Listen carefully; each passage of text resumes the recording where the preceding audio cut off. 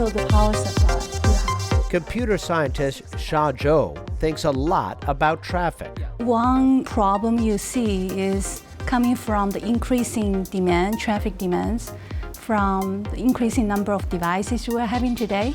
Smartphones, tablets, watches, the number of wireless devices we depend on keeps going up and up. And more data traffic means more traffic jams.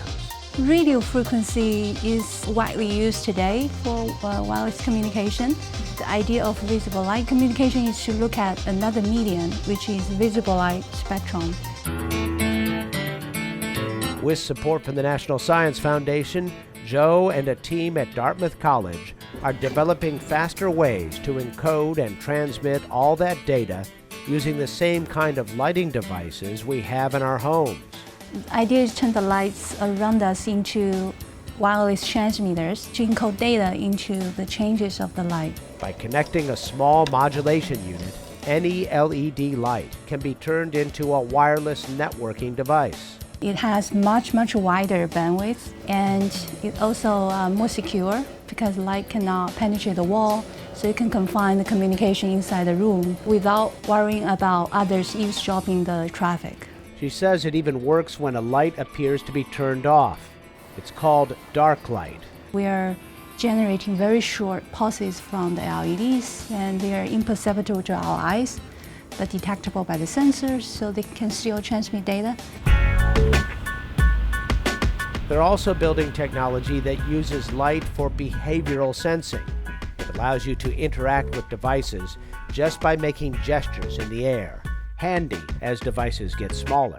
You can place the hand under the table lamp, and the system can reconstruct the hand gestures in real time. Lights in the ceiling could sense movements of the full body. So far, they've tested the system as a virtual reality controller, but its potential goes far beyond gaming. If the infrastructure, the environment knows the posture of our body, so this can be an input modality to those different devices, so you can interact with them without having any devices on the body at all. So we bought this headset and we put our eye trackers inside the VR headset. This eye tracking system senses visible light reflecting off the pupils. To scroll through these photos, all you have to do is look to the side. One day, this could be built into a pair of glasses. The image gonna swipe to the next one. And when I look at the left-hand side, it's gonna swipe back. Zhou and her team see visible light communication as a much-needed advance in wireless data transmission. They say radio frequency just doesn't have the muscle to handle all the new computing devices coming online in the next few years. Given the grand challenge of providing more bandwidth to increasing number of devices, we have to look at other frequency bands to increase the capacity. Harnessing the power of light to make the future of wireless networking and sensing brighter. For Science Nation, I'm Miles O'Brien.